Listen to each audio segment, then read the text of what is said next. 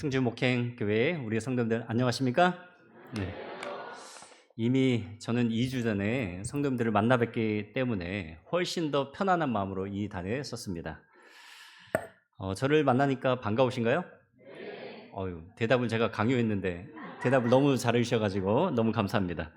우리는 충주에 있건 서울에 있건 우리는 한 가족입니다. 예수님 안에서 한 형제 자매이기 때문에 우리 사랑하는 성도님들 다시 한번 뵙게 돼서 참으로 반갑고 기쁩니다. 저희 본부교회도 지난주부터 새벽 기도회가 시작됐습니다. 특별 새벽 기도회가 시작됐고요. 또 저희는 한 달 동안 소그룹 전도회 축제를 하고 있습니다. 그리고 매일매일 기도 제목이 올라올 때마다 기도하는데 저는 또 충주 목행교회 우리 성도님들을 위해서 같이 플러스로 기도를 하고 있습니다. 그렇게 한 주간을 보냈고요. 우선 질문을 좀 드리고 싶습니다. 우리 성도님들은 여행을 좋아하시나요? 이제 나이가 지긋하셔가지고 여행 가기에 너무 부담스러우신 분도 계시죠? 하지만 마음속에는 늘 어디론가 떠나고 싶은 마음이 한 번쯤은 듭니다. 여행을 가면 뭐가 좋을까요? 한번 성도님들 대답해 주실래요? 여행 가면 뭐가 좋아요? 풍경이 좋아요. 풍경을 보면서 감동을 받죠. 또요? 설레는 마음. 뭐 때문에 설레요? 새로움. 새로움에 대해서 설레기도 하고. 대답이 더 있을까요? 항상 반복되는 일상에서 잠시 벗어난. 그러면서 여행이 참 좋습니다. 제가 짤막한 영상을 하나 좀 보여드릴게요.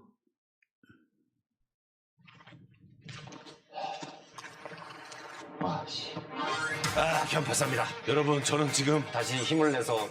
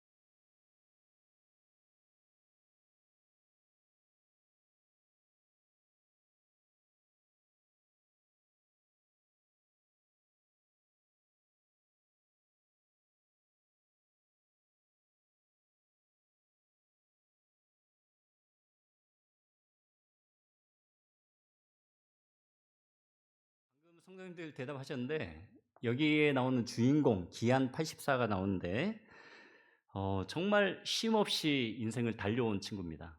그런데 자기의 직장을 때려치우고 이제 태어난 김에 무작정 떠나는 여행을 시작을 했습니다. 그래서 어디로 가기로 결심을 했냐면 지구 반대편, 저기 남미로 떠났습니다. 보통 여행 예능 프로그램이 굉장히 많은데 이 프로그램이 굉장히 인기가 많았어요. 그 이유가 뭘까요?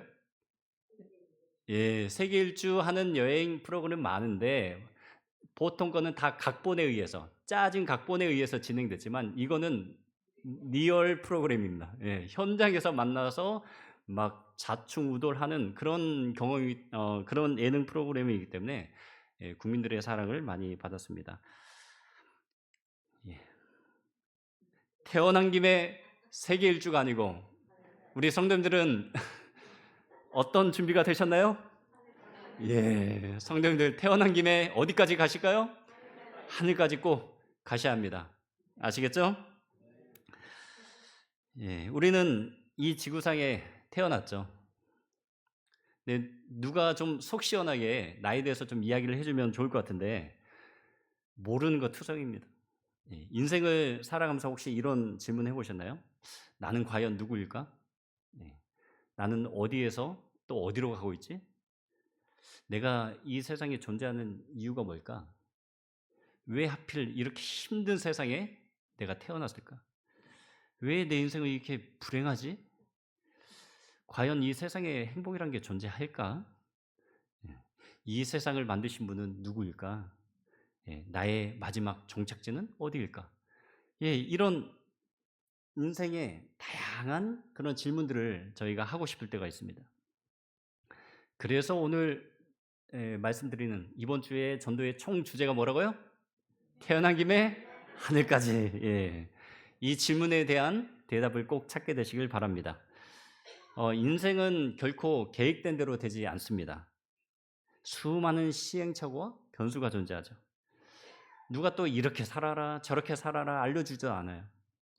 그리고 정말 내가 인생을 살다 보면 내가 누구인지 정말 알고 싶으면 나를 존재하게 한 그분을 만나셔야 합니다. 그래야 인생의 정답을 찾을 수가 있습니다. 저와 함께 일주일 동안 하나님을 찾아 떠나는 믿음의 여행을 갈 텐데 준비되셨습니까? 예. 대답이 작습니다. 다시 한번 준비되셨습니까? 예, 아멘입니다. 이제 출발합니다. 오늘 전도의 첫날 제목이 뭐죠? 예, 숨어 계시는 하나님. 오늘 중심절을 다 함께 읽겠습니다. 시작. 구원자 이스라엘의 하나님이여 진실로 주는 스스로 숨어 계시는 하나님. 45장 15절 말씀. 혹시 여러분들 중에 하나님을 직접 눈으로 보신 분이 계신가요? 직접 눈으로 하나님을 뵀다. 예. 하나님은 존재하신다라고 수없이 이야기를 많이 들었는데 내 눈에는 잘 안 나타나요. 그런데 이렇게 살아가도 하나님이 잘 안 나타나도 인생을 살아가는데 큰 문제가 없습니다. 그런데 갑자기 감당하기 어려운 시련이 나에게 오면 그때서야 이제 질문을 하기 시작합니다. 사람은 한평생 큰 위기가 대체적으로 한 7번에서 8번 정도 온다고 그럽니다. 어떤 분은 갑자기 암 선고를 받아요. 그리고 그 내용을 들어봤더니 정말 수술도 할 수 없는 췌장암 사기래. 또 어떤 분은 뇌종양에 걸렸는데 뇌종양 중에 가장 악성인 이 교모세포종에 걸려가지고 수술도 못하고, 어떤 분은 투자를 했는데 잘하면 상관이 없는데 잘못된 투자해가지고 한 방에 전 재산을 다 날리기도 하고, 내가 이렇게 인생을 사느니 죽는 게 낫지 해가지고 밤새 술 마시고 아파트에서 뛰어내렸는데 어떻게 했어요? 죽었으면 그나마 다행이지. 반신반수가 돼가지고 의식도 없는 상태에서 목숨은 살아있고 어떻게 가족들이 어떻게 하지도 못하고, 정말 이런 순간이 남에게 말고 나에게 찾아오게 되면 그 순간에 누굴 찾아요? 네, 하나님을 찾습니다. 하나님, 저 굉장히 급합니다. 저 좀 도와주셔야겠습니다. 그렇게 위기의 순간에 하나님을 부르짖고 기도를 하면 하나님이 금방 응답을 해주실까요? 안 해주실까요? 정말 평소에는 기도에 응답을 해주신다고 하는 하나님이 그렇게 불러도 아무런 응답이 없으세요. 자꾸 하나님을 부르는데 하나님이 안 나타나시면요, 자꾸 이런 생각이 들어요. 내 친구들도 떠나가고 내 이웃도 다 떠나갔는데 누구도 날 버렸구나? 하나님도 날 버렸나? 라는 생각까지 갑니다. 하나님 제발 살아계시면 지금 이 순간 저한테 뭐라고 말씀 좀 해주세요. 그런 기도가 나오죠. 2019년도였던 것 같아요. 제가 서울 삼육 중학교에서 이제 목회를 했던 때였습니다. 화요일 채플 시간이 됐어요. 3학년, 중학교 3학년 재학 중인 한 남학생이 저에게 오더니 이런 질문을 뜬금없이 했습니다. 목사님, 정말 궁금한 게 있는데요. 그래, 말해봐. 성경 이야기 속에 하나님이 정말 여러 번 등장하고 하나님을 들어서 알겠는데 왜 하나님은 나에게는 안 나타나세요? 그런 질문을 저한테 했습니다. 성도님들은 이 중학생이 이런 질문을 하면 뭐라고 대답해 주시겠어요? 저만 고민하지 말고 성도님도 같이 고민하셔야죠. 예. 오, 보이지 않는 손길이 도와준다. 아주 좋은 대답입니다. 근데 이 친구는 하나님이 보이지 않아요. 예, 정말 아리송하죠? 저도 그때 잠깐 고민했어요. 그래서 뭐라고 대답을 해줬냐면, 나도 솔직히 내 눈으로 직접 하나님을 뵌 적은 없다. 그런데 하나님이 우리와 하나님께서 살아계셔서 우리 함께 하신다는 증거는 정말 많다. 예, 머리부터 가슴까지 몇 센치예요? 30cm에 불과하지만 내가 지식적으로 알고 있는 하나님이 내 가슴으로 느껴지기까지는 때로는 10년이 걸릴 수도 있고 30년이 걸릴 수도 있다. 예, 그렇게 대답을 했습니다. 그러면서 제가 성경 말씀 한 구절 기억난 대로 읽어줬어요. 에르미야 29장 12절 13절입니다. 너희는 내게 부르짖으며 와서 내게 기도하면 내가 너희를 들을 것이요 너희가 전심으로 나를 찾으면 나를 뭐하리라? 만나리라. 우리가 혹시 하나님을 못 만나는 이유 중에 하나가 전심으로 하나님을 안 찾았기 때문이 아닐까? 예, 그런 생각을 해보았습니다. 예, 하나님은 약속해 주셨어요. 저에게 질문했던 이 남학생의 질문은 비단 그 조그만한 중학생의 질문이 아니고 우리 모든 성도님들의 질문이기도 합니다. 그래서 이 한 주 동안에 저와 함께 말씀을 들으시면서 정말 이 우리가 눈에 보이지 않는 그런 하나님을 찾고 또 만나고 또 하나님께서 이곳에 역사하는 그런 충주 목행교회 전도회가 되길 간절히 바랍니다. 여러분 잘 아시는 이 다윗도 이런 고민이 있었어요.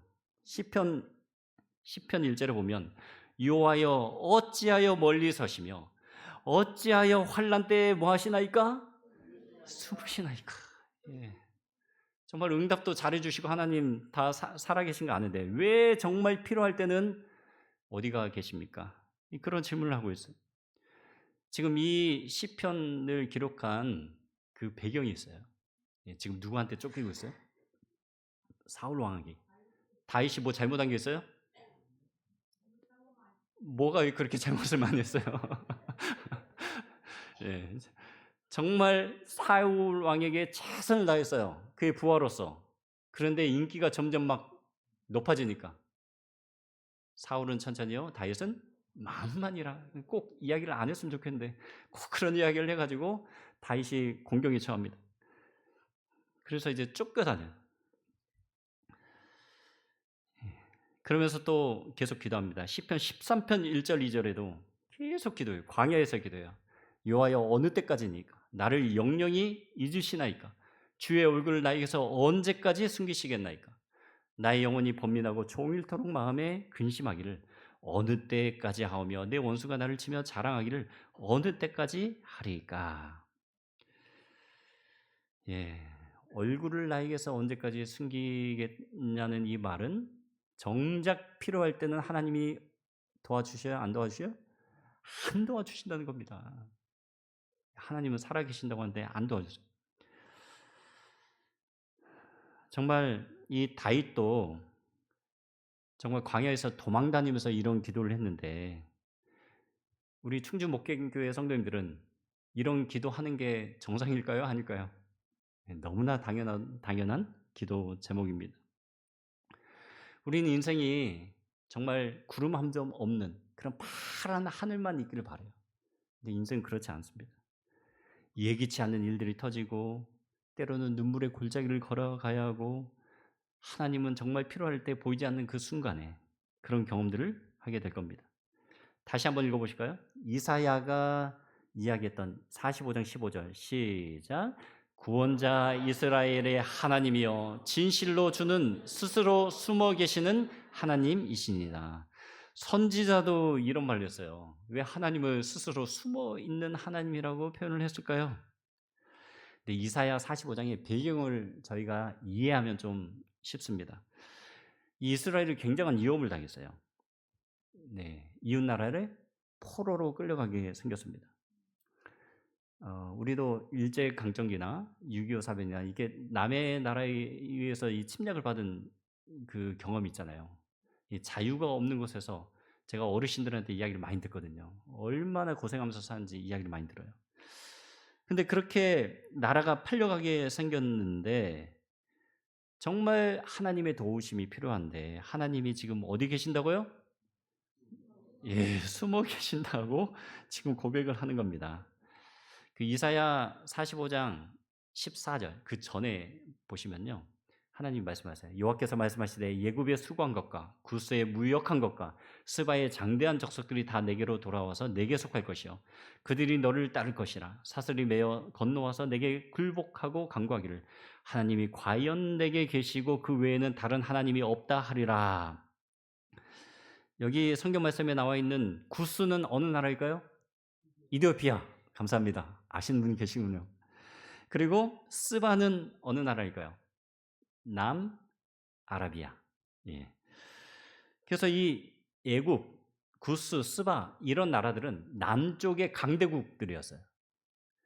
그래서 힘과 부를 상징하는 나라들인데 그 미래에 힘 있는 나라들이 어떤 고백을 하게 될 것이라고요? 하나님이 과연 너에게 계시고 그 외에는 다른 하나님이 없다. 이런 놀라운 고백을 하게 될 거라는 겁니다. 이게 미래에 대한 예언이에요. 최종 승리를 할 거에 대해서 이야기를 하고 있어요. 그런데 우리의 실제 상황은 어떤 상황이에요? 하나님은 지금 어디에서 뭘 하고 계세요? 숨어 계세요. 이게 매치가 안 되는 겁니다. 정말 이사야가 하고 싶은 말이 뭘까요? 하나님은 숨어 계시는 것처럼 보이지만 보이지 않는 곳에서 하나님이 열심히 일하고 계신다라는 사실을 이야기하고 싶으신 겁니다. 이사야 45장 전체를 읽어보시면 한 왕이 나와요. 여러분들이 잘 아시는 고레스 왕이 나옵니다. 고레스 왕, 하나님을 믿는 왕이었나요? 아니었어요. 이방의 왕이었어요. 근데 이방 왕을 선택하셔서 온 이스라엘 백성들이 본국으로 돌아갈 수 있는 그 길을 하나님께서 열어주십니다. 45장 1절에 보시면 나 여호와는 나의 기름받은 고레스의 오른손을 잡고 열국으로 그 앞에 항복하게 하며 열왕의 허리를 풀며 성문을 그 앞에서 열어서 닫지 못하게 하리라.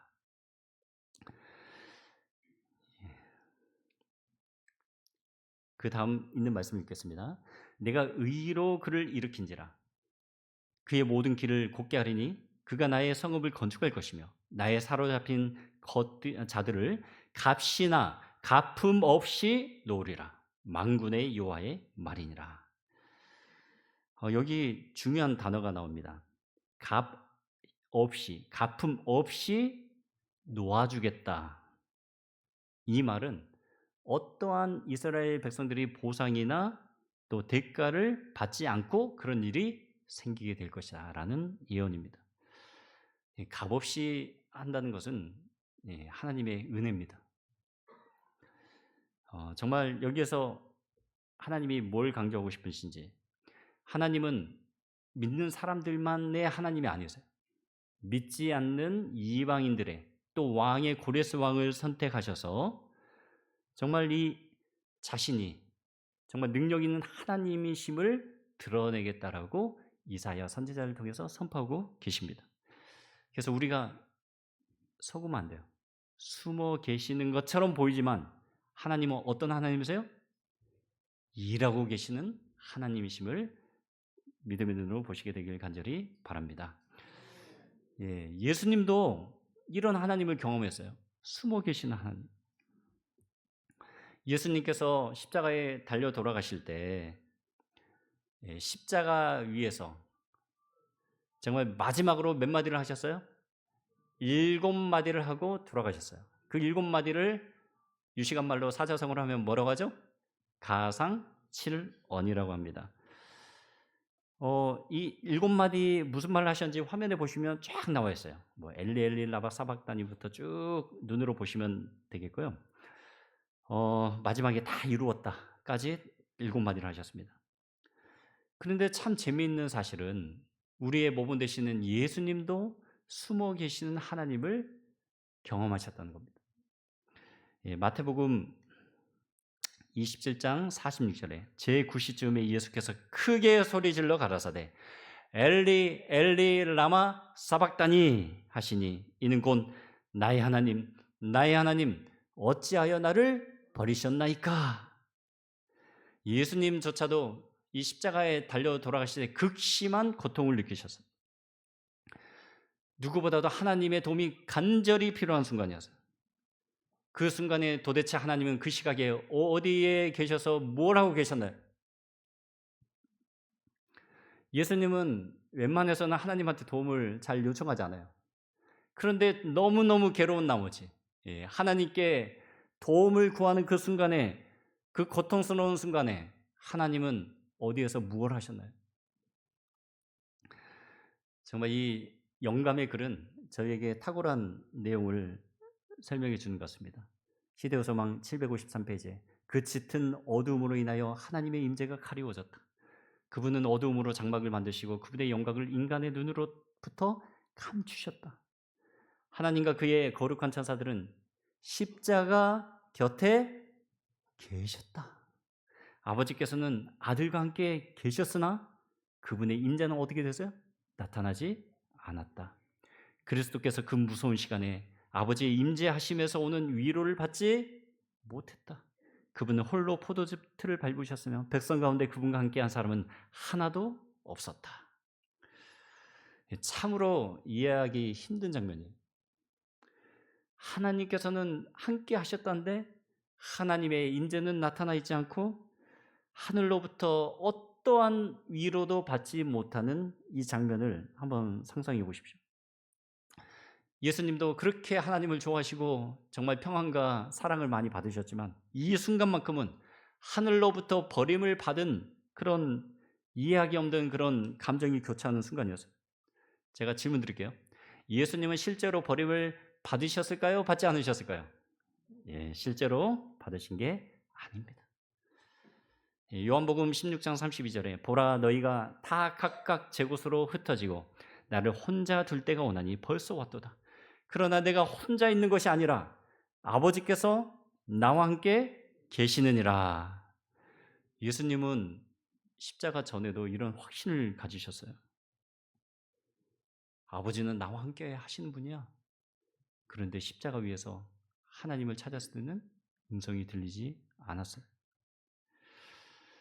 그때 예수님의 마음은 어떠셨을까요? 예수님은 어떤 생각을 하셨을까요? 우리 충주 목행교회 성도님들, 하나님이 계신다고 하는데 정말 필요로 한 순간에는 하나님의 위로나 임재가 느껴지지 않을 때 성도님들은 어떻게 하나님에 대해서 이해를 하시겠습니까? 왜 하나님께서는 침묵을 하셨을까? 그 질문에 대한 대답을 찾으셔야 합니다. 왜 침묵하셨을까?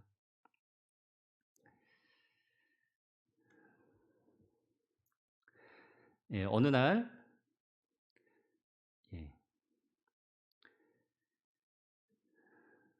암투병을 하는 이 자녀가 수술을 받아야 하는 순간이 왔습니다. 근데 참 기가 막힌 거는 부모님은 사랑하는 자녀를 위해서 대신 수술을 받고 싶을까요? 안 받고 싶을까요? 고통받는 자녀를 보는 게 괴로워요? 아니면 본인이 수술 받는 게 더 나을 것 같아요? 예, 자녀가 고통스러워하는 모습을 보는 것보다는 내가 그냥 수술을 받는 게 훨씬 더 마음 편할 것 같아요. 근데 문제는 부모님이 대신 수술을 받을 수 있어요, 없어요? 없어요. 이 수술은 암투병을 하는 자녀가 받아야 돼요. 이 십자가에 달리신 예수님도 한번 생각해 보십시오. 예수님도 굉장히 괴로우셨어요. 즐겁게 십자가를 지지 않았습니다. 내 하나님이여 내 하나님이여 어찌하여 나를 버리셨나이까? 어찌 나를 멀리하여 돕지 아니하시며 내 신음하는 소리를 듣지 아니하시나이까라고 울부짖었어요. 정말 이런 예수님의 신음소리에 하나님께서 어떻게 하셨어야 돼요? 당장에 개입을 해서 구해내셔야 했습니다. 근데 하나님 그렇게 하지 않으셨어요. 왜 개입을 안 하셨을까요? 그 이유를 알고 계세요? 개입을 만약에 하게 되면 어떤 일이 벌어질까요? 결국 누가 승리해요? 사탄이 승리하는 겁니다. 정말 만약에 하나님께서 그 순간에 개입을 했다면 여기 계시는 어떤 성도님들도 하나님 앞에 구원받을 그 길은 결코 열리지 않았을 것입니다. 그래서 하나님께서는 마음은 굴뚝 같지만 정말 당장 가서 도와주고 싶지만 모든 인류의 구원을 위하여 개입하지 아니하시고 홀로 그 포도즙틀을 밟도록 하나님께서는 지켜보셨어요. 그래서 이 표현에 보면 외면했다라고 되어 있어요. 시대서망 753페이지에 이 최대의 고민의 시간에 구주께로부터 하나님께서 당신의 얼굴을 어떻게 했다고요? 돌리셨다고요. 직접 보는 게 너무너무 괴로워서 눈을 돌렸어요. 인간이 결코 완전히 이해할 수 없는 슬픔이 하나님의 마음을 찔렀다라고 묘사하고 있습니다. 이 영화는 굉장히 유명한 영화인데 아주 오래전 나왔던 건데요. The Passion of Christ. 멜 깁슨 감독이 만든 정말 명작입니다. 근데 그 내용 중에 저의 시선을 사로잡은 한 장면이 있었는데요. 바로 예수님께서 십자가에 달려 돌아가실 때 그 장면이었습니다. 근데 특별히 멜 깁슨은 앵글을 저 위에서 잡았어요. 하늘에서. 밑에서 이렇게 쭉 올려서 잡는 게 아니고. 근데 하늘에서 이렇게 쭉 보는데 하늘에서 뭐가 한 방울 딱 떨어져요. 이게 뭘까요? 이게 뭐예요? 하나님의 눈물이에요, 눈물. 하나님께서 슬퍼하시는 그 눈물을 빗방울로 표현한 거예요. 그래서 갑자기 땅에 딱 떨어지는 순간에 어떻게 됐죠? 온 땅이 흔들리고 어두워지고 정말 이제 지진이 나고 천재지변이 일어났습니다. 그 순간에 하나님은 얼굴을 돌리셨지만 예수님 향하여 눈물을 흘리고 계셨습니다. 하나님의 눈물이 바로 빗방울로 표현되듯이 하나님은 동일한 눈물로 우리 충주목회 교회 성도님들을 바라보고 계십니다. 그래서 우리도 지금 당장 하나님이 보이지 않지만 예수님에게 보여주는 이 장면을 생각하면서 믿음의 눈으로 하나님을 보셔야 합니다. 혹시 어렸을 때 그 부모님과 숨바꼭질을 해보신 경험이 있으신가요? 다 해보셨어요? 당연한 걸 제가 질문했죠. 숨바꼭질이 재밌어요, 안 재밌어요? 오, 재밌어요. 저도 제 아이가 어렸을 때 숨바꼭질을 종종 했어요. 그 놀이터에서 열심히 재밌게 놀다가 갑자기 부모님이 탁 숨어요. 그러면 아이들이 부모님을 의식해요, 못해요? 처음에는 의식을 못합니다. 자기들끼리 신나게 놀아요. 막 부모님이 있든 없든 신나게 놀아요. 그러다가 한참 노는데도 뭔가 이상해요. 두리번거리면서 부모님이 안 보여요. 그때 부모님은 알고 있죠. 아이 눈에서 내가 없어지면 분명히 걱정하고 불안해할 거다. 근데 이제 부모님한테 장난기가 발동했어요. 그래서 바로 나타나지 않고 끝까지 숨어 있었어요. 그랬더니 아이의 반응이 어떨까요? 엄마! 아빠!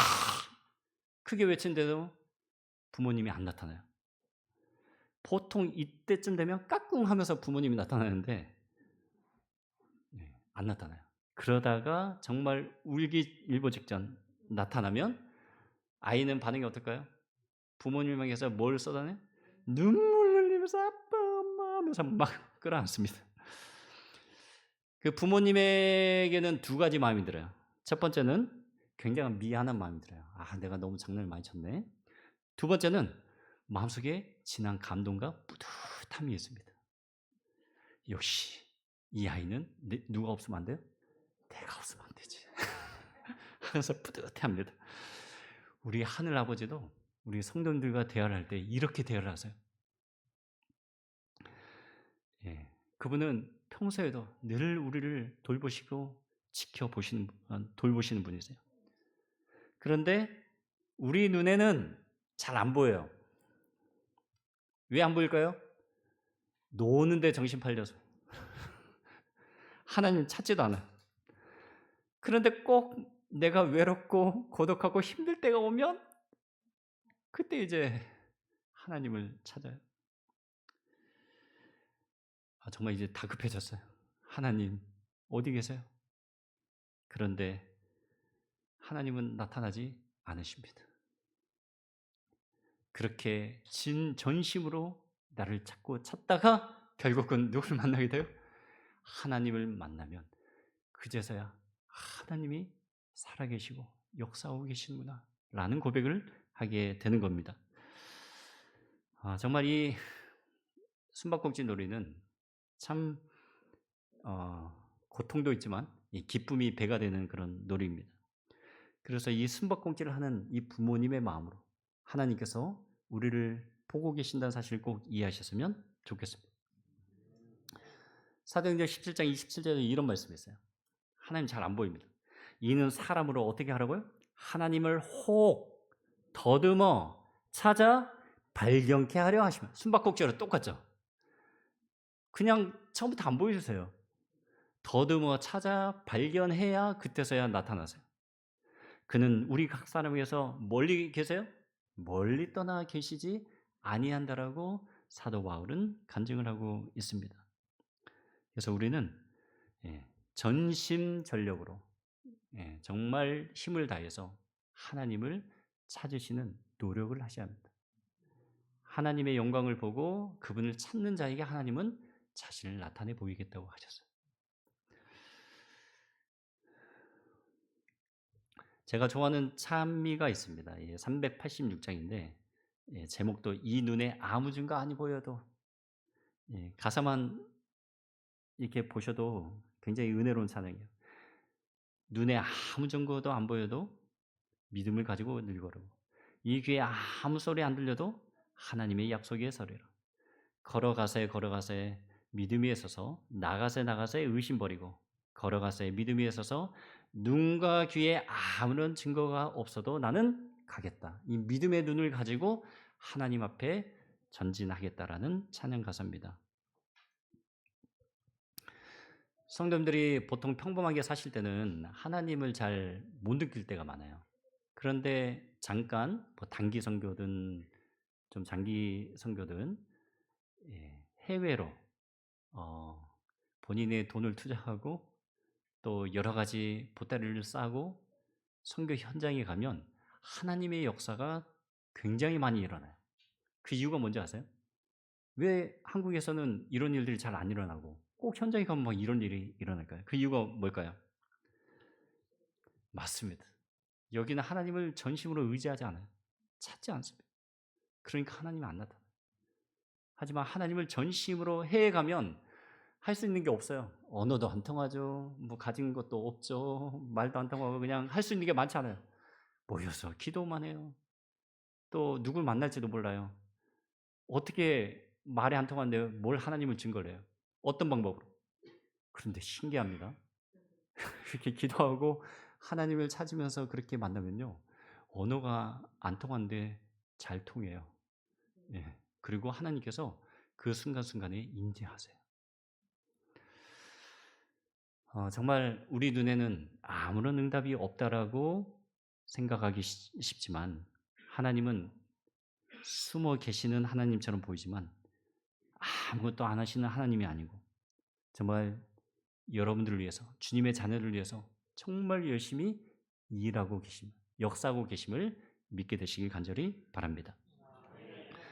저는 대만 선교사를 다녀왔다라고 2주 전에 말씀을 드렸죠. 저도 이런 경험을 한 적이 있어요. 하나님이 숨어 계시는데 저에게 보여주신 경험이 있거든요. 그 2010년도 따스한 봄날 3월 정도 됐던 것 같아요.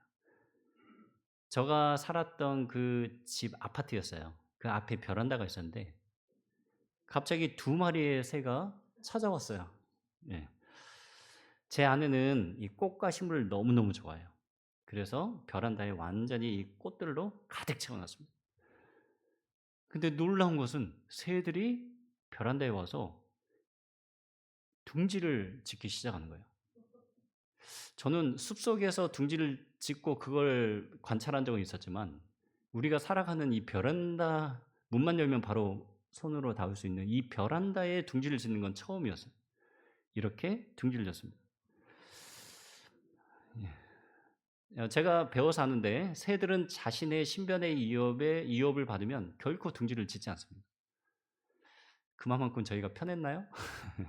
예, 화분 속에서 이 사이에서 '아 편하다.'라는 느낌을 받았던 것 같아요. 근데 어느 날 새 한 마리가 예 둥지에 웅크리고 앉아서 저희와 이렇게 마주 보고 있었죠. 근데 '설마 알을 낳았나?' 딱 봤더니 몇 알이 나왔어요? 총 3 알이 보였어요. 근데 새가 진짜 빨리 자라더라고요. 1-2주 만에 갑자기 부화하고 이 입 벌리는 모습 보십시오. 예 제가 지금 카메라를 가까이 대고 있거든요. 근데 모이주인 줄 알고 입 벌리고 있어요. 예. 그러니까 엄마가 와서 아빠가 와서 자꾸 모이를 막 주는 거예요. 그러다가 몇 주 만에 그냥 금방 장성해 버리고 날아갔습니다. 제가 그때 이제 교회를 개척한 지 2 년째 되던 해였어요. 그래서 이제 교인 수가 몇 명이라고 했죠? 0 명. 우리 가족밖에 없어요. 그래서 열심히 사람을 만나고 막 이제 선교 활동을 했는데 이렇게 새가 우리 집에 찾아오니까 기분이 좋을까요? 안 좋을까요? 굉장히 좋았습니다. '야 이건 뭔가 좀 조짐이 되게 좋다.' 그래서 전도회를 하면서도 이 일이 지금 계속 진행되는 거예요. 새들이 와서 알을 낳고 막 하는 걸 보고 또 전도회 가고 막 그렇게 왔다 갔다 했습니다.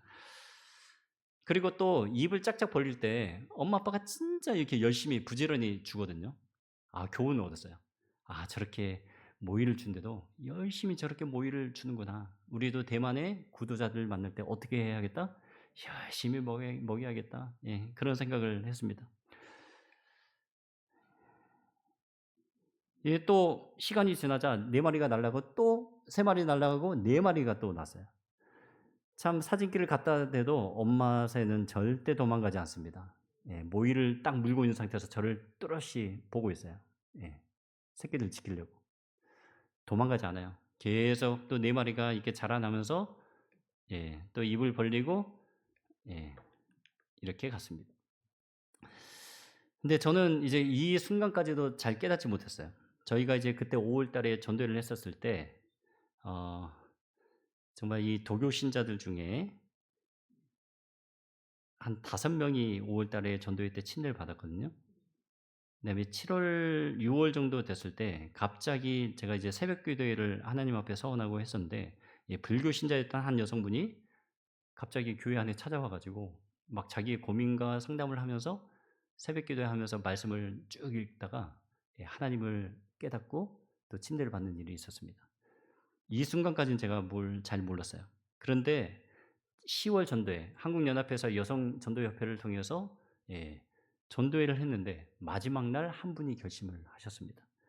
저는 이 마지막 순간에 전도하는 순간에 전율을 느꼈어요. 예. 아기 새가 몇 마리가 탄생했어요? 7 마리. 이거는 하나님이 저에게 주신 메시지였어요. "재영아, 아기 새가 이렇게 직접 태어난 건 참 기쁘고 행복하지? 근데 대만까지 와서 낙심하지 말아라. 아무것도 염려하지 말고 열심히 일하면 올해는 몇 명의 영혼을 줄 거야? 7 명의 영혼을 줄 거야."라고 아기 새를 통해서 저한테 보내주신 거예요. 저는 깜짝 놀랐어요. 새들을 통해서도 보이지 않는 하나님이 말씀을 하고 계시는구나. 정말 눈에 안 보일 뿐이지 우주 만물을 하나님께서 주관하고 계시는구나 라는 사실을 깨닫게 되었습니다. 예, 오늘 말씀을 정리하겠습니다. 이사야 선지자가 느꼈던 하나님은 어떤 하나님이었어요? 숨어 계시는 하나님이었습니다. 다윗이 하나님을 필요로 했을 때, 예수님이 하나님을 필요로 했을 때 하나님은 도대체 어디에서 뭘 하셨습니까? 왜 우리가 필요할 때 하나님께 부르시지만 왜 하나님은 응답하지 않으실까요? 오늘 성경 말씀을 통해서 우리가 하나님을 오해했구나라는 사실을 알게 되었습니다. 앞으로 성도님들이 하나님을 개인적으로 부르실 때 마치 숨바꼭질 하듯이 하나님이 그 순간에 나타나지 않으실 수도 있습니다. 근데 우리는 한 가지 사실 배웠죠. 네. 하나님이 감당할 부분이 있고 누가 감당할 부분이 있어요? 내가 감당할 부분이 있다는 겁니다. 부모는 아무리 자녀를 사랑해도 자녀를 대신해서 인생을 살아줄 수 없어요. 때로는 괴롭지만 자녀가 그 어려운 난간을 뚫고 성장하고 이겨내는 모습을 부모는 기대할지도 모릅니다. 예수님이 십자가 위에서 고통당하시는 순간에도 하나님은 숨어 계셨나요? 아닙니다. 예수님의 곁을 지키셨어요. 우리 하나님은 정말 멋지신 하나님이에요.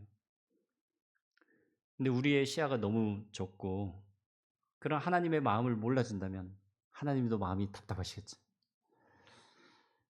때로는 하나님이 잘못한 게 아니고 내가 나의 죄악으로 인하여 죄짐에 너무나 무겁고 압도당하는 순간일 때 우리는 어떤 생각하냐면 하나님도 나를 버리셨구나 라는 생각이 들지도 모르겠어요. 하지만 제가 확신하건대 하나님은 절대로 우리 성도님들을 버리지 않습니다. 다시 한번 확신하건대 낙심하는 순간에도 하나님은 우리를 통해 뭘 원하시냐면 우리의 믿음의 근육이 자라기를 원하세요. 우리는 이 두 가지 말씀을 오늘 꼭 기억하시면 좋겠습니다. 너희가 전심으로 나를 찾고 찾는 나를 만나리라. 여호와를 만날 만할 때에 찾으라. 가까이 계실 때를 그를 부르라. 이렇게 약속해 주셨습니다. 이번 주 일주일 동안 전도의 기간 동안에 하나님께 기도하셨으면 좋겠어요. 하나님, 저 정말 하나님을 만나 뵙고 싶어요. 하나님의 영광을 체험하고 싶습니다. 하나님의 형상을 저에게 보여주십시오. 그런 참 좋은 하나님을 이번 주에 또 만나시는 그런 기회가 되길 바라면서 말씀을 마치겠습니다. 하늘에 계신 아버지, 우리를 너무나 사랑하셔서 이 말씀의 잔치로 저희를 초청해 주셔서 감사합니다. 아버지, 한 주 동안에 정말 하나님을 뵙기를 원합니다. 정말 개인적으로 시간이 날 때마다 하나님의 이름을 부르고 또 우리 마음속에 하나님의 임재를 경험할 수 있는 아주 귀중한 한 주간 될 수 있도록 인도해 주시옵소서. 이 모든 말씀 예수님의 이름으로 기도합니다.